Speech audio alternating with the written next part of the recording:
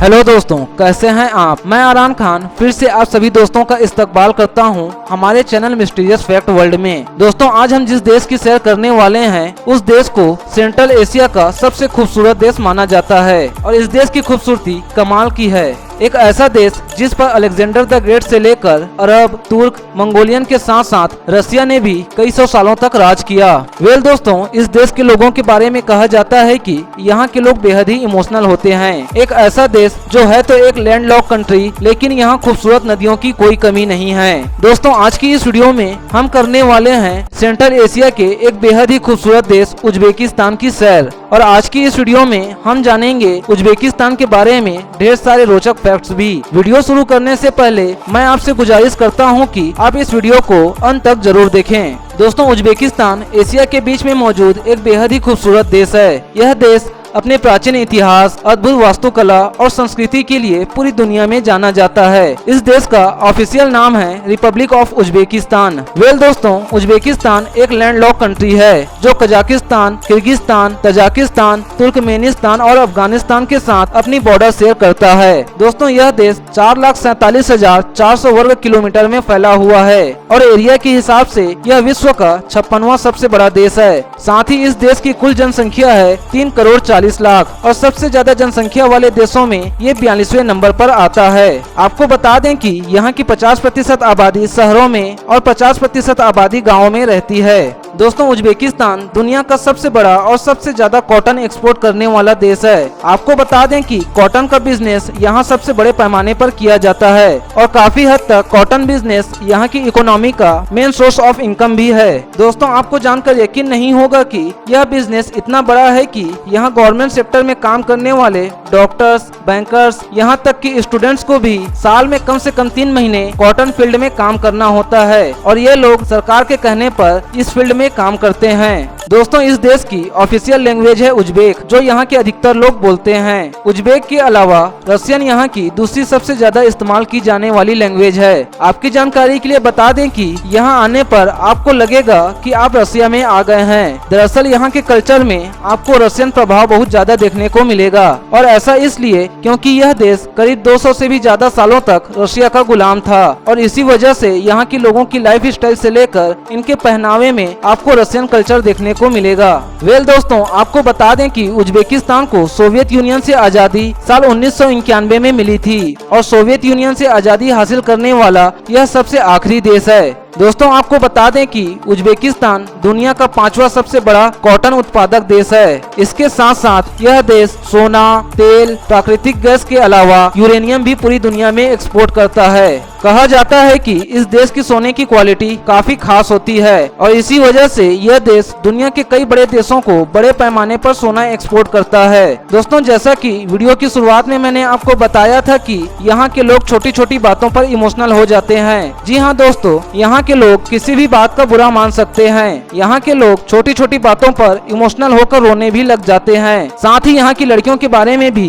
यही बात की जाती है। वैसे दुनिया के ज्यादातर देशों की लड़कियां इमोशनल होती ही हैं, लेकिन यहाँ की लड़कियों में सबसे अच्छी बात यह है कि ये बहुत ज्यादा ईमानदार और लॉयल होती हैं। दोस्तों, आपको बता दें कि अगर आप ब्रेड खाने के शौकीन हैं तो यह देश आपके लिए किसी जन्नत से कम नहीं है। जी हाँ दोस्तों, उज्बेकिस्तानी लोग ब्रेड के बेहद शौकीन होते हैं। यहाँ आपको तरह तरह की ब्रेड की वैरायटियाँ खाने को मिल जाएंगी। दोस्तों, यहाँ आपको सुबह से शाम तक हर जगह अलग अलग ब्रेड की वैरायटियों वाले स्टॉल देखने को मिल जाएंगे। कहने का मतलब ये कि ब्रेड इस देश के लोगों के जीवन की सबसे अहम चीज है। साथ ही आपको बता दें कि यहाँ की ब्रेड इतनी ज्यादा टेस्टी होती है कि आप पूरा दिन इन्हें खा सकते हैं। फ्रेंड्स, आपकी जानकारी के लिए बता दें कि इस देश की लिटरेसी रेट है 99.99%, मतलब कि यहाँ सभी लोग पढ़े लिखे होते हैं। साथ ही आपको बता दें कि यहाँ के 60% लोग अंग्रेजी भाषा का इस्तेमाल काफी अच्छे से कर लेते हैं और इसी वजह से यहाँ आने वाले टूरिस्टों को यहाँ के लोगों के साथ कम्युनिकेट करने में ज्यादा प्रॉब्लम नहीं होती। दोस्तों उज्बेकिस्तान के लोगों के बारे में एक बात कही जाती है कि यहाँ के लोग बाहरी लोगों से मिलने जुलने में ज्यादा इंटरेस्ट नहीं रखते। ये अपने ही देश के लोगों के साथ मिलना जुलना ज्यादा पसंद करते हैं। साथ ही यहाँ के लोगों के बारे में एक बात और भी कही जाती है कि यहाँ के लोग थोड़े शक्की टाइप के होते हैं और बात बात पर सवाल पूछते हैं। अगर आप यहाँ किसी से हेल्प लेते हैं तो वो आपकी हेल्प तो करेंगे, लेकिन आपसे ये बार बार जरूर पूछेंगे कि आपने उसी से हेल्प क्यों मांगी, किसी और से क्यों नहीं। हो सकता है आप जब भी इस देश में आए यहाँ के लोगों का ये नेचर आपको परेशान कर दे। आपकी जानकारी के लिए बता दें कि उज्बेकिस्तान को व्हाइट गोल्ड कंट्री भी कहा जाता है और व्हाइट गोल्ड कहा जाता है यहाँ के कॉटन को।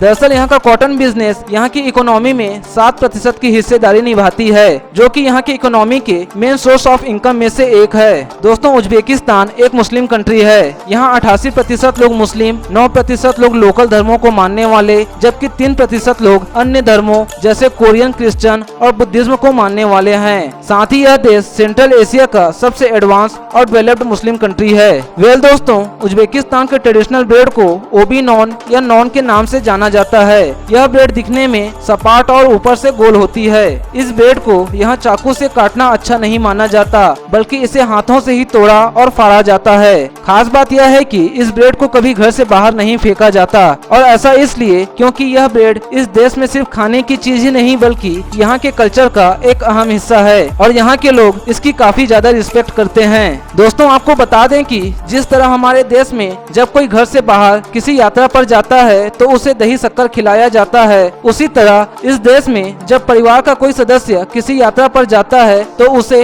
इस उज्बेक ब्रेड का एक टुकड़ा खाना होता है और बाकी बचा हुआ ब्रेड जमीन में गाड़ दिया जाता है या फिर घर में कहीं छिपा दिया जाता है, जब तक वह इंसान अपनी यात्रा से वापस घर न लौट आए। क्यों दोस्तों, है न ये कमाल की परंपरा। फ्रेंड्स, उज्बेकिस्तान के बारे में एक बात आपको जरूर जाननी चाहिए कि आप इस देश में किसी पुरुष से मिलते वक्त हैंडशेक तो कर सकते हैं, लेकिन किसी महिला से मिलने के लिए आप उससे हाथ नहीं मिला सकते। इस देश में महिलाओं से हाथ मिलाना बुरा माना जाता है। इस देश की महिलाओं से मिलने के लिए आपको उसके सामने झुककर अपना दाहिना हाथ दिल पर रखकर उसे विश करना होता है, मतलब कि आप यहाँ किसी भी महिला से हाथ नहीं मिला सकते। दोस्तों पलो या प्लो जो भी आप इस डिश को कहना चाहें कह सकते हैं। ये यहाँ का नेशनल फूड है। इसे मीट, चावल, प्याज और कद्दूकस की हुई गाजर से बनाया जाता है, जो कि बेहद ही स्वादिष्ट होता है। कुछ लोगों का मानना है कि इस भोजन को सबसे पहले सिकंदर महान के रसोइयों द्वारा बनाया गया था, जबकि अधिकतर उज्बेक लोगों का मानना है कि ये डिश यहाँ के लोगों ने ही सबसे पहले बनाई थी। अब इसमें कौन सच बोल रहा है इससे हमें क्या लेना, लेकिन बता दूं कि ये डिश होती बड़ी लाजवाब है। दोस्तों उज्बेकिस्तान के लोग बहुत ज्यादा खेल प्रेमी होते हैं। यहाँ आपको हर जगह बच्चे फुटबॉल खेलते हुए नजर आ जाएंगे। आपको बता दें कि यहाँ के स्कूलों में भी स्पोर्ट को काफी ज्यादा प्राथमिकता दी जाती है। उज्बेकिस्तान की राजधानी है ताशकंद। यह इस देश का सबसे बड़ा शहर होने के साथ साथ देश की सबसे खूबसूरत सिटी भी है। आपकी जानकारी के लिए बता दें कि साल 1966 में इस शहर में बेहद ही भयानक भूकंप आया था और तब यह शहर करीब करीब पूरी तरह खत्म हो गया था। इस भूकंप से यहाँ 200 लोग मारे गए थे, वहीं 2 से 3 लाख लोग पूरी तरह बेघर हो गए थे, लेकिन यहाँ के लोगों ने हिम्मत नहीं हारी और दोबारा इस शहर को बसाया। साथ ही इसे इस देश का सबसे खूबसूरत शहर भी बनाया। दोस्तों यहाँ की करेंसी को उज्बेकिस्तानी सोम कहा जाता है। यहाँ की करेंसी इंडियन करेंसी के मुकाबले काफी कमजोर है।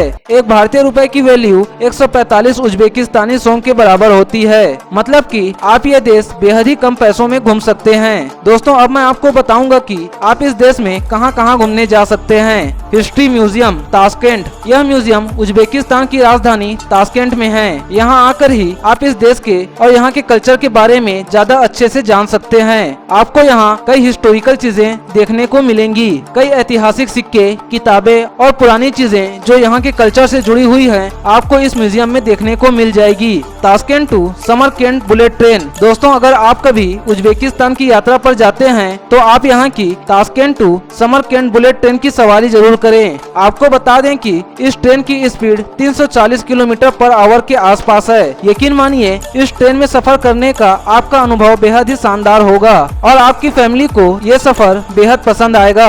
Lal Bahadur Shastri memorial Tashkent. दोस्तों आपको बता दें कि उज्बेकिस्तान और हमारे देश के बीच पुराना दोस्ती का रिश्ता है। साथ ही इंडिया के पहले प्राइम मिनिस्टर लाल बहादुर शास्त्री की मृत्यु भी ताशकेंट में हुई थी। यहाँ के लोग शास्त्री जी की काफी इज्जत करते हैं। साथ ही यहाँ के लोग भारतीय लोगों का स्वागत भी काफी अच्छे से करते हैं। आप जब यहाँ आएं तो इस मेमोरियल में एक बार जरूर आएं। जुमा मस्जिद ताशकेंट। जुमा मस्जिद ताशकेंट की सबसे ऊंची मस्जिद है। नीले रंग से बनी यह मस्जिद उज्बेकिस्तान की पहचान मानी जाती है। ये मस्जिद बेहद ही खूबसूरत है और यहाँ आने वाले टूरिस्टों का मुख्य आकर्षण का केंद्र होता है यह मस्जिद। आपको यहाँ दुनिया भर के टूरिस्ट देखने को मिल जाएंगे।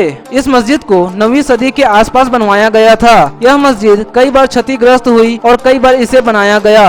यहाँ के इतिहास का मुख्य आकर्षण है ये मस्जिद और ये मस्जिद आपके हॉलीडे का मुख्य डेस्टिनेशन हो सकता है। Lake Charvak Tashkent. इस जगह को उज्बेकिस्तान की सबसे खूबसूरत जगहों में से एक माना जाता है। ये जगह इतनी ज्यादा खूबसूरत है कि यहाँ आपको साल भर टूरिस्ट नजर आएंगे। यहाँ आने वाले टूरिस्टों के अलावा यह जगह यहाँ के लोकल लोगों की भी पसंदीदा जगह है। यहाँ आकर आपको बेहद सुकून मिलेगा। साथ ही आप इस लेक में नहा भी सकते हैं और तैर भी सकते हैं। इसके अलावा इस लेक के पास मौजूद होटल्स में आप स्टे कर सकते हैं। यहाँ आपको रहने की कोई दिक्कत नहीं होगी। इन जगहों के अलावा आप उज्बेकिस्तान में चौरसू बाजार, ताशकेंट इस्लामिक यूनिवर्सिटी, कुल्लेडस मदरसा, ताशकेंट टावर और जुमा मस्जिद जैसी कई जगहों में भी घूम सकते हैं। दोस्तों यहाँ जाने के लिए आपको न्यू दिल्ली में मौजूद उज्बेकिस्तान एम्बेसी में वीजा के लिए अप्लाई करना होगा और 15 से 20 दिनों में आपको वीजा मिल जाएगा और उसके बाद आप इस देश की यात्रा कर पाएंगे। साथ ही आपको बता दें कि यहाँ एक हफ्ते के लिए आपको पर हेड 60 से 70 हजार के बीच खर्चा आएगा। सो दोस्तों ये थी उज्बेकिस्तान के बारे में रोचक फैक्ट से भरी एक बेहद ही खूबसूरत वीडियो। आई होप कि मेरी यह वीडियो आपको पसंद आई होगी और अगर वीडियो पसंद आई तो मेरी इस वीडियो को लाइक करें और कमेंट करके मुझे अपनी राय जरूर बताएं। साथ ही मेरी इस वीडियो को ज्यादा से ज्यादा शेयर करें और मेरे चैनल को सब्सक्राइब जरूर कर दें। मैं आपसे जल्द ही मिलूंगा फिर से किसी और वीडियो में। तब तक के लिए अलविदा और अल्लाह हाफिज and thanks for watching this video.